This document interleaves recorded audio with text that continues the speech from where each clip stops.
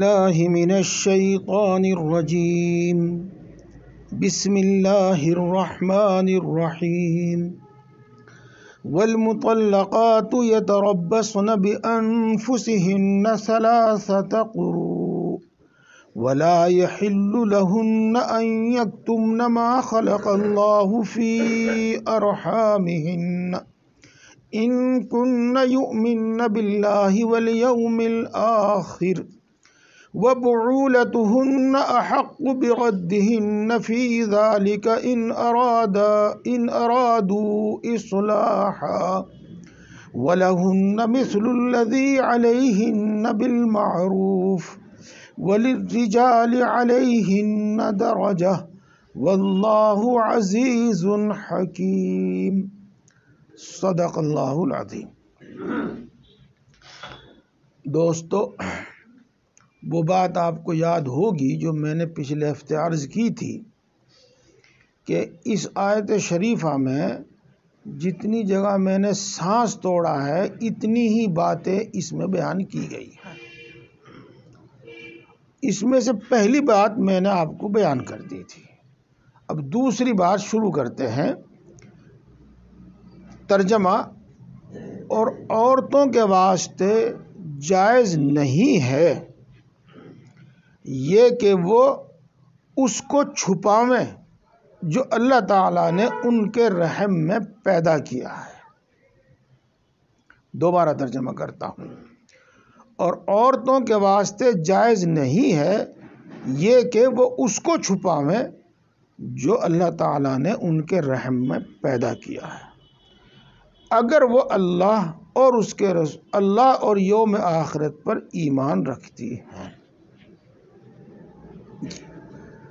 اب اس کی تھوڑی تفصیل سنیے گا. یہ بتایا گیا تھا کہ اگر عورت کو حمل ہو تو اس کی عدت بچہ پیدا ہونے تک ہے، اور اگر حمل نہیں ہے اور حیض آتا ہے تو اس کی عدت 3 حیض آنے تک، 3 حیض پورے ہونے تک ہے. اور اگر اس کو حیض نہیں آتا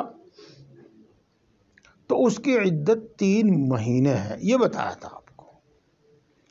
اب دیکھو، اللہ تعالیٰ اس آیت شریفہ میں عورتوں کو یہ حکم دے رہے ہیں کہ تمہارے رحم میں، تمہاری بچے دانی میں جو کچھ ہے تم اس کو مت چھپاؤ، اور سچ سچ اس کو ظاہر کر دو، سچ سچ اس کو بیان کر دو.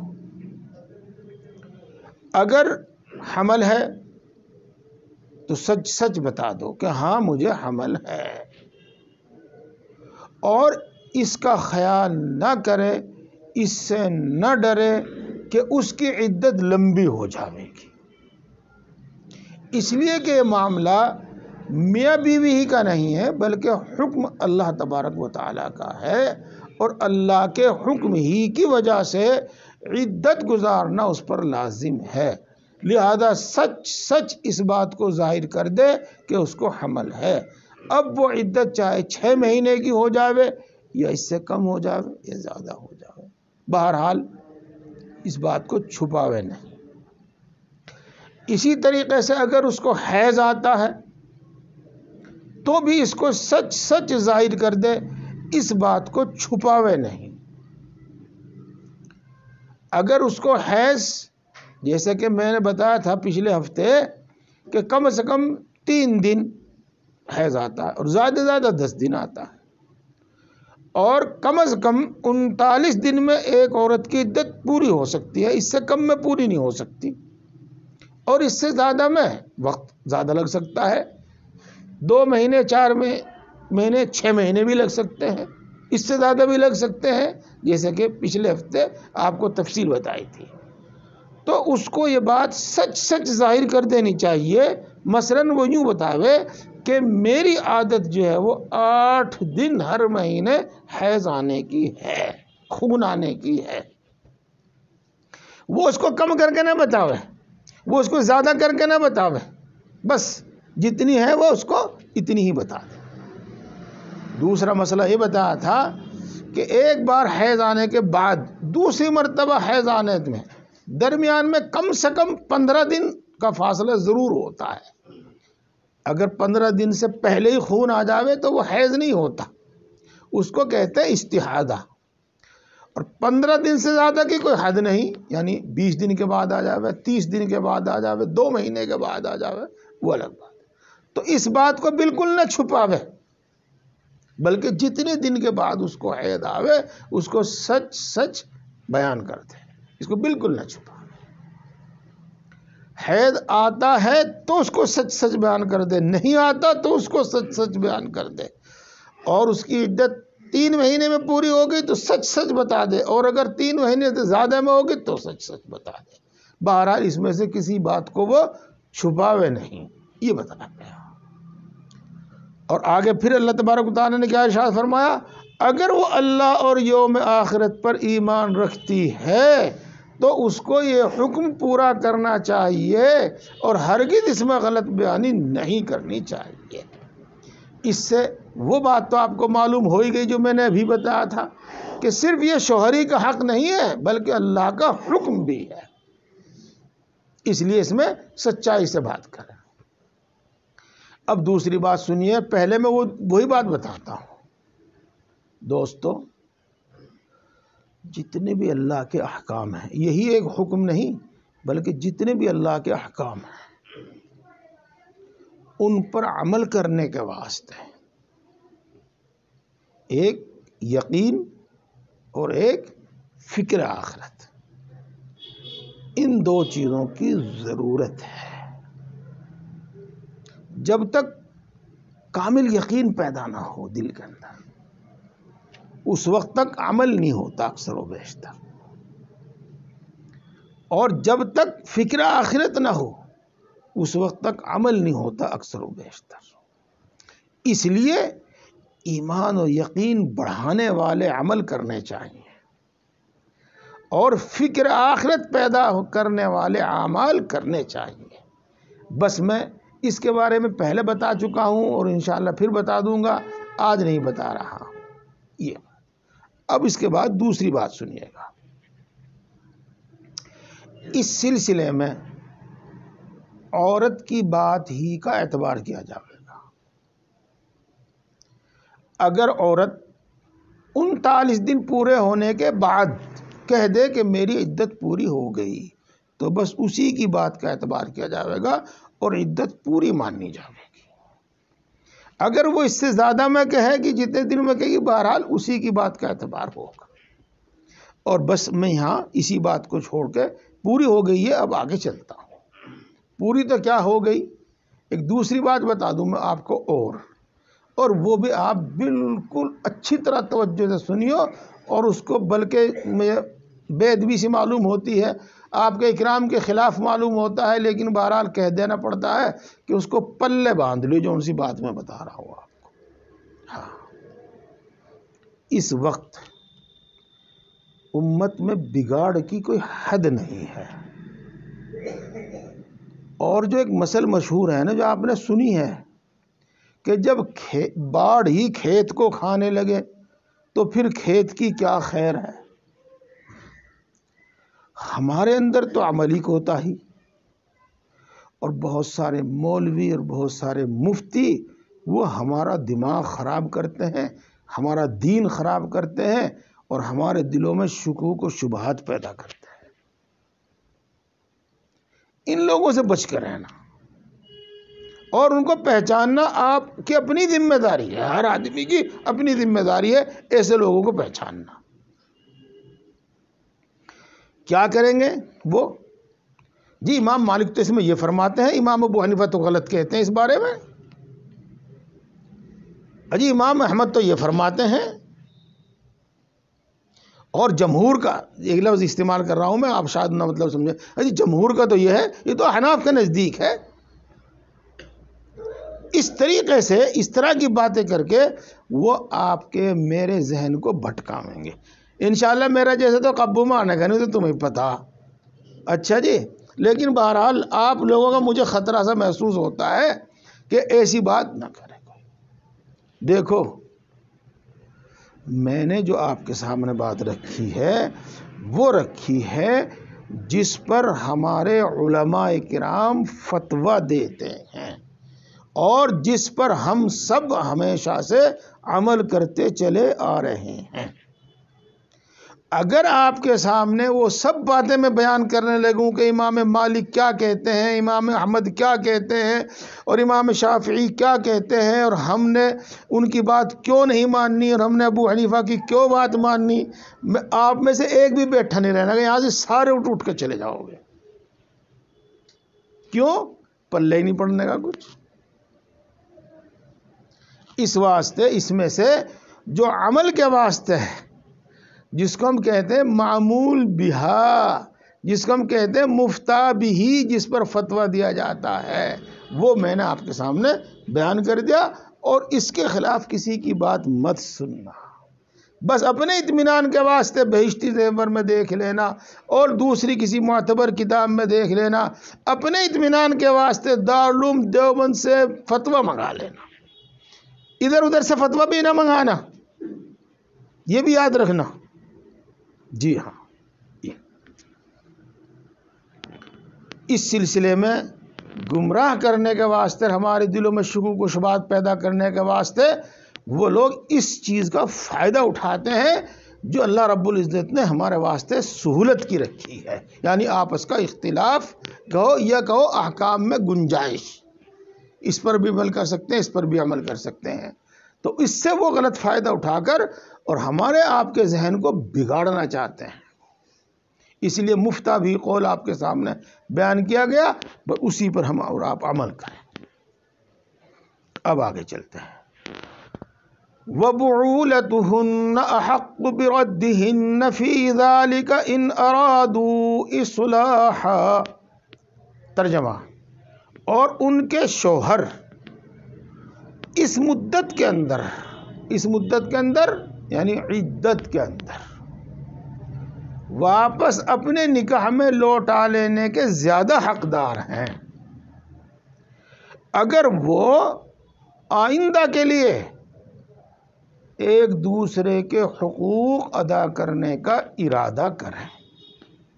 ترجمہ تو دوستو یہی ہوگا، دوبارہ پھر کر سکتا ہوں میں، اور ان کے شوہر اس مدت میں اپنے نکاح میں واپس لوٹا لینے کے زیادہ حقدار ہیں اگر وہ آپسی ایک دوسرے کے حقوق ادا کرنے کا ارادہ رکھیں۔ دوستو، یہ وہی بات ہے جو بار بار آپ نے میری زبان سے سنی، پہلے بھی سنی، کہ اگر ایک طلاق رجعی دے دی یا 2 طلاق رجعی دے دی، اور رجعی کا مطلب میں کئی بار آپ کو بتا چکا ہوں، امید ہے کہ آپ کو یاد ہوگا، آج بتانے کی ضرورت نہیں ہے۔ تو ایسی صورت میں عدت پوری ہونے سے پہلے نئے نکاح کی بھی ضرورت نہیں ہے، گواہوں کی بھی ضرورت نہیں ہے، بس صرف شوہر اپنی زبان سے یہ کہہ دے کہ میں نے تجھے اپنے نکاح میں واپس لے لی، یہ تو افضل اور اولا ہے۔ اور اگر وہ دونوں میاں بیوی جیسا تعلق قائم کر لیں تو اس صورت میں خود بخود ہی نکاح لوٹ آتا ہے، اب ان کا نکاح عدت پورے ہونے پر ختم نہیں ہوگا، وہ اس کی بیوی ہے۔ اس کو رجوع کہتے ہیں اور اس کو رجعت کہتے ہیں، اس کو رجوع کہتے ہیں اور اس کو رجعت کہتے ہیں۔ یہ مسئلہ یہاں پر بیان کیا گیا ہے۔ اب میں پہلے آپ کو یہ بتا دوں کہ رجوع کرنے کا حق مرد کو ہے، یعنی اگر عورت چاہے جب بھی مرد رجوع کر سکتا ہے، اور عورت نہ چاہے جب بھی مرد رجوع کر سکتا ہے۔ رجوع کرنے کا حق مرد کو ہے، یہ مسئلہ ہے۔ عورت منظور کرے جب بھی رجعت ہو جاوے گی، اور عورت منظور نہ کرے جب بھی رجعت ہو جاوے، جیسا کہ آپ سن چکے کہ اگر وہ زبان سے کچھ نہ بھی کہے اور میاں بیوی جیسا تعلق قائم کر لے تو یہ تعلق قائم کرنا بھی درست، اور پھر وہ اس کے نکاح میں بھی آ جاوے گی، لوٹ آوے گی۔ اس کا مطلب یہ سمجھ میں آتا ہے خود بخود کہ ابھی نکاح پوری طریقے سے ٹوٹا نہیں، پوری طریقے سے نکاح ختم نہیں ہوا۔ جب عدت پوری ہو جاوے گی، جب نکاح ختم ہوگا۔ لہذا جس طرح سے عورت کو طلاق دینے کا حق نہیں ہے، ایسے ہی رجوع میں انکار کرنے کا بھی اس کو حق نہیں ہے۔ یہ بات ہے، اور امید ہے کہ اب اس سے زیادہ کہنے کی ضرورت نہیں، اتنی ہی سے آپ کے بات مسئلہ سمجھ میں آ گیا ہوگا۔ اب اگلی بات سنو، مرد کو چاہیے کہ زبان سے رجوع کرے عمل کے بجائے۔ عمل سے بھی رجوع ہو جائے گا، زبان سے بھی رجوع ہو جائے گا، لیکن افضل بہتر یہ ہے کہ زبان سے رجوع کرے، ایک بات۔ اور دوسری بات یہ کہ اگرچہ گواہ بنانا یہاں ضروری نہیں ہے، افضل ہے، بہتر ہے، اگر بغیر گواہوں کے بھی رجوع کرے گا تو رجوع درست ہو جائے گا، لیکن اس کو چاہیے کہ اس پر گواہ بھی بنا لے، تاکہ بعد میں پھر کوئی جھگڑا بھی پیدا نہ ہو۔ اور ایک ہمارے یہاں جو عوام میں بلکہ اچھے خاصے پڑھے لکھوں میں بھی بغیر تحقیق بات بڑھانے کا اور الزام اور تہمت لگانے کا جو مزاج بن گیا ہے، آدمی اس سے بھی بچے۔ کیا ہے؟ ارے طلاق دے دی تھی پھر رکھ لی، دیکھو مولوی صاحب ہوتے ہوئے پھر رکھ لی، طلاق دے کے پھر رکھ لی۔ مسئلے کا تو بیچارے کو خود پتہ نہیں ہے، اور بدنام کر رہا ہے وہ مولوی صاحب کو، اور بدنام کر رہا ہے وہ کسی مسلمان کو۔ کوئی بھی ہوگا جس نے بھی مولوی صاحب ہو یا نہ ہو، اگر اس نے ایک طلاق دی تھی، رجوع کر لیا تھا اور نکاح کے بغیر پھر رکھ لی، تو اس نے کون سا ظلم کیا؟ کوئی غلطی نہیں کی اس نے، لیکن بدنام کرنا شروع کر دیا، وہ طلاق دے کے پھر رکھ لی۔ ہاں، تو اس طرح کی بات ہمیں زبان سے نہیں کہنی چاہیے، اس سے دین بھی بدنام ہوتا ہے، علماء تو بدنام ہوتے ہی ہیں، مسلمان بھی بدنام ہوتا ہے، اور دوسروں کو بدعملی کے لیے راستہ بھی ملتا ہے۔ جب ایک آدمی سوچے گا کہ بھئی فلانے نے بھی طلاق دے کے رکھ لی تھی، اگر تو ہی رکھ لے گا تو تیرا ہی گاہ بگڑ جاوے گا، تو اور اگر راستہ کھلتا ہے تو ایسی باتیں ہرگز نہیں کرنی چاہیے، تاکہ ان کی زبان بھی بند ہو جاوے۔ اور دوسری بھی مصلحتیں ہیں کہ مثال کے طور پر جب عدت پوری ہو جاوے تو عورت یہ کہنے لگے کہ میرے سے اس نے رجوع کیا نہیں تھا، تو جب دو گواہ ہوں گے تو عورت کی بھی بات نہیں چلے گی، اور بعد میں کوئی جھگڑا بھی پیدا نہیں ہوگا۔ تو بہتر یہ ہے کہ وہ رجوع کر لے اور گواہ بنا لے، رجوع کر کے پھر وہ گواہ بنا لے۔ یہ دونوں باتیں آپ کے سامنے آ گئی۔ انشاءاللہ آگے بھی بات آتی رہے گی۔ میں ایک بات جس کی طرف بار بار متوجہ کرتا رہتا ہوں، وہ یہ ہے کہ شریعت میں کتنی آسانی ہے، اور احکام میں کتنی آسانی اور سہولت ہمارے واسطے کر دی گئی ہے۔ کیا تفصیل آگے آئے گی، آج تو مختصر بتا رہا ہوں۔ اگر طلاق دینی ہی ہے اور دے ہی ہے تو بس ایک دو، ایک سے زیادہ نہ دو۔ معاملہ بالکل آسان رہے گا کہ 3 مہینے کے اندر غصہ بھی ڈھیلا ہو جاوے گا، اور جو کچھ دشواری پیش آنے والی ہے دونوں کو وہ بھی دماغ سوچ لے گا اور رجوع کر لے گا، کوئی مسئلہ ہی کھڑا نہیں ہوگا، کوئی مسئلہ ہی نہیں پیدا ہوگا۔ اس کی طرف میں آپ کو متوجہ دیا اور بات پوری۔ اب ایک بات اور آگے چلو، ماشاءاللہ آپ جو سنتے ہیں اس سے مجھے بڑی خوشی ہوتی ہے، جس دھیان سے آپ سنتے ہیں۔ ہاں، اگلی ایک بات اور سنو، اور وہ تھوڑی سی سمجھ سے تعلق ہے، اور وہ سمجھنے کے بعد آپ کو بہت کچھ سمجھنے میں آ جائے گا اگلے مسئلے بھی۔ اللہ تعالیٰ نے قرآن پاک میں یہ فرمایا کہ ان کے شوہر زیادہ حقدار ہیں ان کو اپنے نکاح میں لوٹا لینے کے اس مدت کے اندر اگر وہ ارادہ کریں آپسی حقوق ادا کرنے کا، آپس میں صلح صفائی کے ساتھ پیار محبت کے ساتھ رہنے کا ارادہ کریں، ہے نا۔ اب سوچو، اب آگے چل، میں سوال کروں گا، آپ سوچنا۔ اگر شوہر کا ارادہ آگے بھی صلح صفائی کے ساتھ محبت کے پیار کے ساتھ رہنے کا نہ ہو، اور کسی دباؤ میں آ کے کسی مجبوری سے اس نے رجوع کر لیا ہو۔ دباؤ میں کیا؟ بھائی چھوٹے نے بڑے نے سمجھایا اور ان کے سمجھانے کے بعد وہ بادل ناخواستہ رجوع کرنے پر تیار ہو گیا، یا یہ کہ اس نے کچھ سوچا کہ بھئی میرے بچوں کا کیا ہوگا، میرے گھر کا کیا ہوگا، تو اس مجبوری میں وہ رجوع کرنے کے واسطے تو تیار ہو گیا، لیکن یہ ارادہ نہیں کہ آئندہ میں اس کو ٹھیک ٹھیک رکھوں گا اور میں اس کے ساتھ ٹھیک ٹھیک رہوں گا، یہ ارادہ نہیں کیا اس نے۔ تو رجوع ٹھیک ہو جاوے گا یا نہیں، وہ اس کے نکاح میں آ جاوے گی کہ نہیں آ جاوے گی؟ دیکھیں یہ سوال، اور خوب آپ سوال آپ کو سمجھ میں آ گیا۔ تو دیکھو دوستو،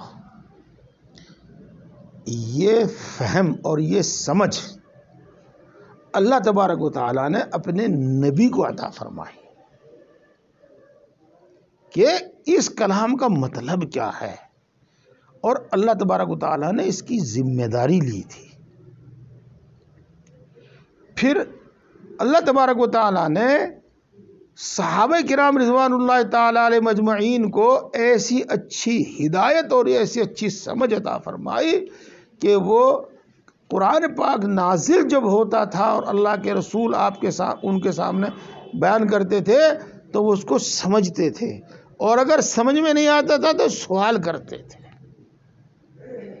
اور پھر اللہ تبارک و تعالیٰ نے صحابہ کے بعد تابعین اور تبع تابعین میں ایسے زبردست علماء پیدا کیے، ایسے زبردست علماء پیدا کیے کہ انہوں نے کلام پاک کو صحیح صحیح سمجھا۔ یہ بات بھی آپ خوب غور سے سنیا، اس میں بھی یہاں کام دے گی آپ کو اور آگے بھی کام دے گی۔ چنانچہ حضرت سلمان فارسی رضی اللہ تعالی عنہ ایک صحابی ہیں۔ فارسی کیوں کہتے ہیں ان کو؟ وہ فارس کے رہنے والے تھے، جیسے کیرانوی، دہلوی، بڑوتوی یوں کہتے ہیں کہ وہاں کے رہنے والے تھے۔ تو ایک ملک تھا اس زمانے میں جس کو فارس کہتے تھے، اس کا ایک حصہ ایران ہے آج کل، تو وہ فارس کے رہنے والے تھے، اس لیے فارسی ان کو کہتے تھے۔ حضرت سلمان فارسی رضی اللہ تعالیٰ عنہ آپ کے سامنے تشریف فرما تھے، بیٹھے ہوئے تھے، تو حضرت نبی صلی اللہ علیہ وسلم نے ارشاد فرمایا کہ ان کی قوم میں ایک شخص پیدا ہوگا، اگر اسلام سریا پر بھی ہوگا تو وہ وہیں سے لے آئے گا۔ حدیث پاک کے یہ الفاظ ہے، کم زیادہ ہو سکتے ہیں، مفہوم ان سب کا یہی ہے۔ سریا پر بھی ہوگا مطلب یعنی اللہ تعالیٰ اس کو اتنی سمجھ عطا فرماوے گا، اتنی سمجھ عطا فرماوے گا کہ وہ اسلام کی باتوں کو، مشکل سے مشکل باتوں کو سمجھ جاوے گا، بلکہ بہت دور تک کی بات سمجھ جاوے گا وہ۔ یہ تمام علماء کرام فرماتے ہیں کہ اس پیشین گوئی کا مصداق حضرت امام اعظم ابو حنیفہ علیہ الرحمہ ہے کہ وہی تھے ایران کے رہنے والے۔ خیر، بہرحال اب ان تمام علماء کرام نے ایک اللہ کے رسول صلی اللہ علیہ وسلم کی حدیث کو سامنے رکھ کر یہ ارشاد فرمایا ہے، یہ مسئلہ بتایا ہے کہ اگر وہ صلح صفائی کا، پیار محبت سے، حسن سلوک سے رہنے کا ارادہ کرے اور پھر رجوع کر لے تو بھی درست، اور اگر صلح صفائی کے ساتھ، پیار محبت کے ساتھ، حقوق کی ادائیگی کے ساتھ رہنے کا ارادہ نہ کرے لیکن رجوع کر لے، رجوع پھر بھی درست۔ اور یہاں اس نیت کا کوئی دخل نہیں ہے رجوع کے صحیح ہونے میں یا رجوع کے صحیح نہ ہونے میں۔ یہ نیت صحیح کرے گا جب بھی رجوع صحیح ہو جاوے گا، اور نیت خراب کرے گا جب بھی رجوع صحیح ہو جاوے گا، یعنی اس کی بیوی ٹھہرے گی، لیکن وہ شخص گناہ گار ہوگا اگر اب بھی وہ ارادہ کرتا ہے اس کو پریشان کرنے کا، اب بھی وہ ارادہ کرتا ہے اس کو پریشان کرنے کا۔ دیکھو یہ مسئلہ ہے، یہ آپ کو آگے بھی کام دے گا اور یہاں بھی کام دے گا۔ آگے کیسے کام دے گا میں وہاں بتاؤں گا آپ کو جب وہ موقع آئے گا۔ اور اس سے کسی شخص کو اس الجھن میں نہیں پڑنا چاہیے۔ اللہ کے رسول صلی اللہ علیہ وسلم ایسی باتیں ارشاد فرما کر گئے ہیں جن سے علماء نے اور ائمہ نے یہ بات سمجھی ہے۔ مثال کے طور پر تفصیل انشاءاللہ آئندہ بیان کروں گا، آج تو مختصر بتاتا ہوں۔ ثلاث جدہن جد وحزلہن جد النکاح والطلاق والرجعۃ۔ 3 کام ایسے ہیں جن کو اگر آدمی واقعی طور پر کرے تب بھی درست، اور اگر مذاق کے طور پر کرے تب بھی درست۔ ایک نکاح اور ایک طلاق اور ایک رجوع کرنا۔ اگر 2 مرد عورت آپس میں مذاق کریں، اگر تم مجھ سے نکاح کر لیا، کہاں کر لیا میں نے نکاح، تو نکاح ہو گیا بھائی۔ بعد میں دونوں یہ نہیں کہہ سکتے کہ میں تو مذاق کر رہا تھا، میں تو مذاق کر رہی تھی۔ اگر 2 گواہ وہاں موجود ہیں تو نکاح پکا ہو گیا، بلکہ پکم پکا ہو گیا۔ ہاں، اور اگر میاں بیوی آپس میں مذاق کرتے ہوئے اچھا نہیں میں تجھے اچھی لگتی تو مجھے طلاق دے دے، اگ دے دی، مذاق میں کہہ دیا تو طلاق ہو گئی۔ یہ ہے مسئلہ۔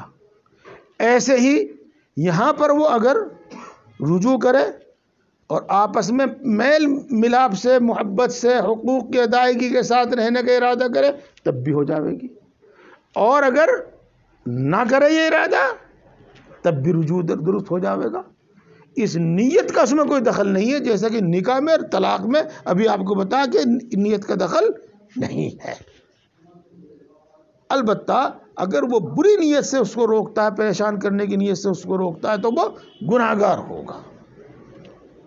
یہاں تک ایک بات آ گئی، اب اگلی بات شروع ہوتی ہے، اور وہ بھی آج کے زمانے کے اعتبار سے بہت ہی زیادہ سمجھنے کی بات ہے، ہمارے ایمان کو تازہ نہیں، ہمارے ایمان کو درست کرنے والی بات ہے، اور ترجمے سے آپ کو انشاءاللہ سمجھ میں آ جاوے گی بات۔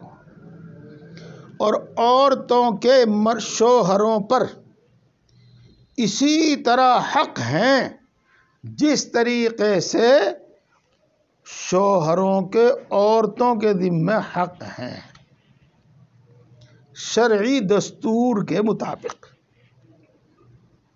دوبارہ ترجمہ کرتا ہوں، تھوڑا ترجمہ بدل دوں میں، مطلب نہیں بدلے جانے کے، الفاظ بدلے جائیں گے۔ اور بیویوں کے بھی شوہروں کے ذمے اسی طرح حق ہیں جس طریقے سے شوہروں کے اور بیویوں کے ذمے حق ہیں، شرعی دستور اور شرعی قاعدے کے مطابق۔